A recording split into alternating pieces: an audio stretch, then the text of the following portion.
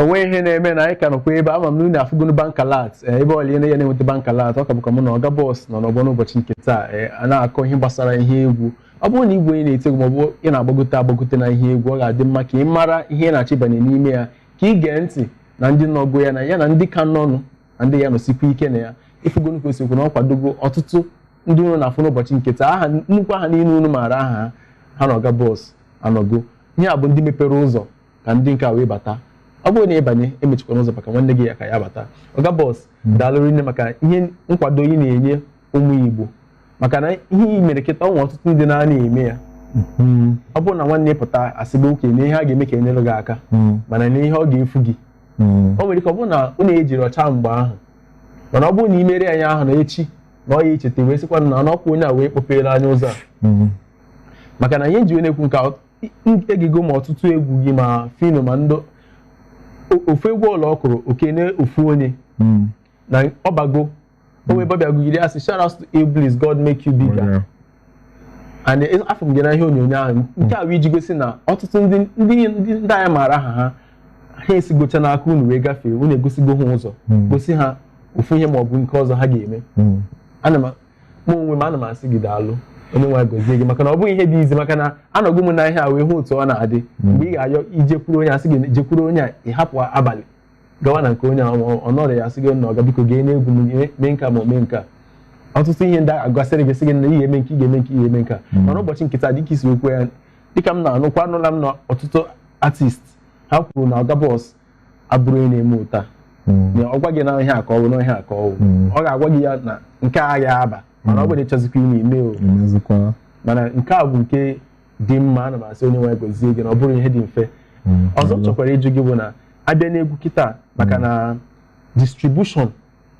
bụ ihe ọzọ dịkwa mkpa n'egwu. Ọtụtụ ndị na-agụ egwu ha sị na egwu m nọ online na gị jee download ya. Ka ebe ị na-ahụ structure distribution Nigeria ọ bụ na abịa na ihe gbasara egwu kịta, maka na ya mana ọgwụ ebe ọ nọ bụ kọka ọ nọ ife niile agago streaming. Ife niile bụzi streaming dịka Ilibo Maye, maka na abụ Maye egoro m nke ahụ. Daalụ nwanne, because ada m emezi album tinye ya na street, tinye ya na Alaba bụ otego ihe gagola aga, mana Alaba ka na-enyekwala onwe artist bụ na ha believe kwa na otu a ka egwu ha ga-esi, ọ bụrụ ka mụnwa si wee fụ egwu mụnwa. So people bịa kpọọ m ada afọ egwu gị na trafik, nsị ya na egwu m kwesịrị ịdị na-ele egwu m na trafik. Ọ bụ na igote nwe ya, ọ bụrụ na ịbụ ezigbote onye na-akwado, ọ bụ na ị na-akwado m ije chọọ ya ebe ọ dị. Achọrọ m nke trafik a na-ele 150 naira, make sense. Ọka m mma na naira pụl ya na-ele ya nnọọ na digital. So ị ga-aje mụọ maka Spotify ka egwu si stream, ego niile make every time mmadụ stream ụlọ egwu gị. Mụta the idea dị behind streaming, mụta all the platforms, Amazon, Google, Tidal, all of them. Ị ga-eje mụọ fa niile, mụta ka esi etinye egwu. Ọ bụ na ị mara etinye ya directly, chọọ ife a na-akpọ aggregator bụ onye ga-etinye elu gị egwu gị, then ị na-amonitor sales gị, then ị na-emezikwa promo gị n'ọlụ n'Instagram, na-emekwa mkpọtụ solo ibe gị na-eme ya na-eme. Ịghọta, ọ bụrụ ebe ịtụkwulu anyị na East na Lagos anya, ọ dịka ọ na-ama mbịa nwe ya bịa, people bịa ebe a nụwa gbaka fino bata zoro bata, people na-abịa steady. Anyị na-aba nwekwa ndị bịa ha nọnwụrụ ha anaba, maka na egwu ekwere ọfa, because Lagos na-ebu aka. Lagos bụ fọ ndị nwe obi ịmago. So jee mụọ ọnụ maka streaming, na m na-ekwufe maka ụmụ Igbo bụ na every time asị a na-agwa gị maka talent, ha mara how to monetize the talent. Ịmago onye aka ịmago, ị ga na-amụta, ị ga na-ajụ kedu dịka esi ele egwu kịta, ka egwu si ị ga-amụta ya. Ọ bụrụ ọjọọ sị pụta ichi shoot video, oke shoot asịkwa m weta ego ị ga-eji promote egwu nke i promote chazie egwu, oke ka ị ga-esi dị ha business ya abụrụ ka just unless me bụzikwa Yahoo boy just n'akụkụ na-atụ akwụkwọ, just chọkwa ịgụnye egwu just ka iwe na-ewelite ọnọdụ gị. But ewepụ ọ bụrụ na ị na-eme ya ka business, then ị ga na-ajụ asị, ị ga na-ajụ ihe niile ị ga-amụtanwu ịkwesịrị ịdị na-ajụ. Ọzọ dịkwa mkpa bụ na Oga Boss rụtere aka, ọ bụrụ na ị bụ artist ị kwesịrị na-agụ akwụkwọ, ka iwe mara ụmụ ihe ndị a, maka na ọ bụ na akwụkwọ onwe onye kwuru okwu sị na ọ bụrụ na ị chọrọ izoro onye be anyị ihe maọbụ onye ojii na gị tinye ya n'ime akwụkwọ. Mana n'uche nke m ana m eche na nke ahụ mgbe gboo, maka na ọ bụrụ na iwe na-agụ akwụkwọ kịta ị ga-ahụ na ọ ga-emepe anya gị hụ ọtụtụ ihe dị iche iche ihe dị n'egwu a na ihe ndị ọzọ. Oga Boss 40 feet container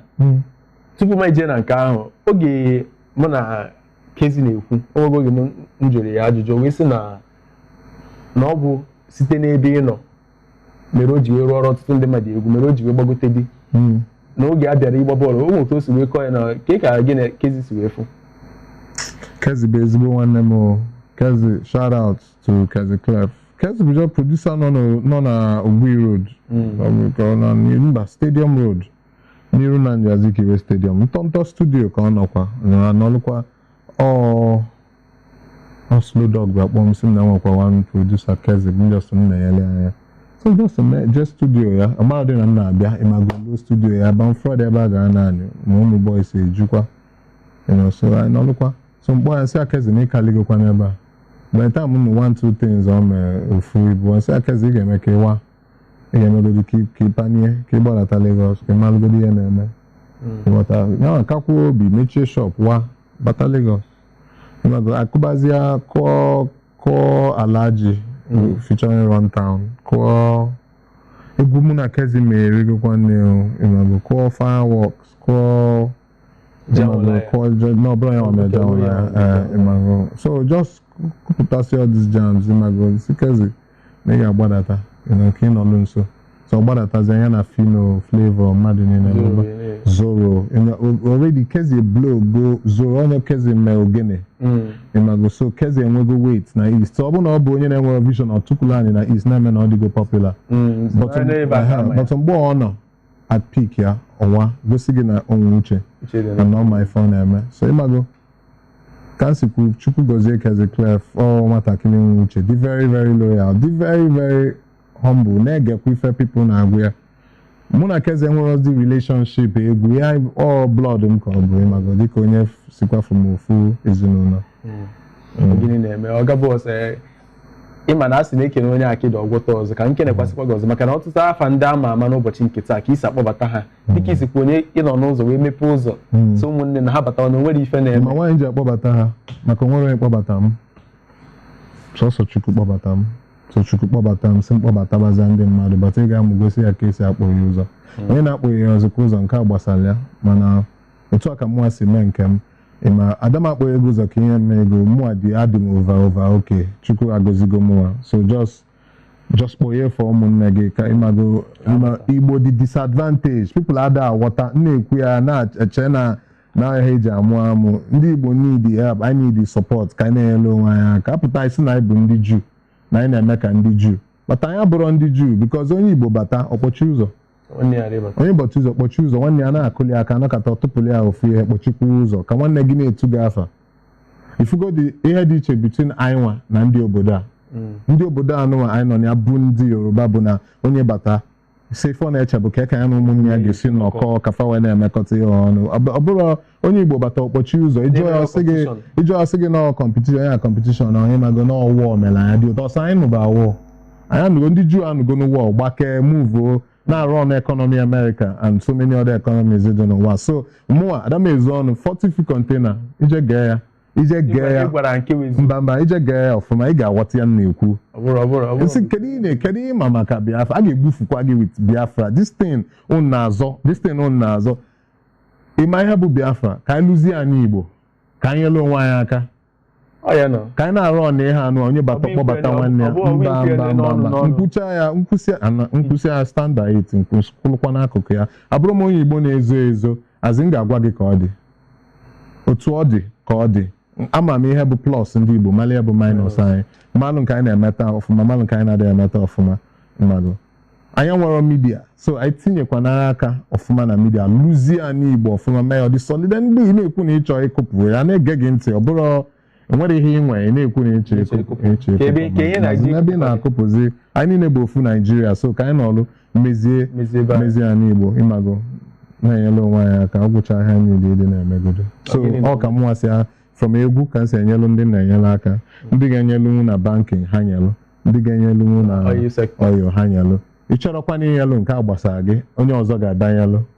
kewata gịnị na-eme ya ole bụ nna gị ka bụkwa mụ na Iligati one man army ọ sị na ọ bụrụ na ị chọrọ inyere onye ọzọ aka onye ọzọ enyere onye ọzọ aka mana Chukwu agọzigo anyị ka anyị jee fụ na Chukwu agọzigo gị vidiyo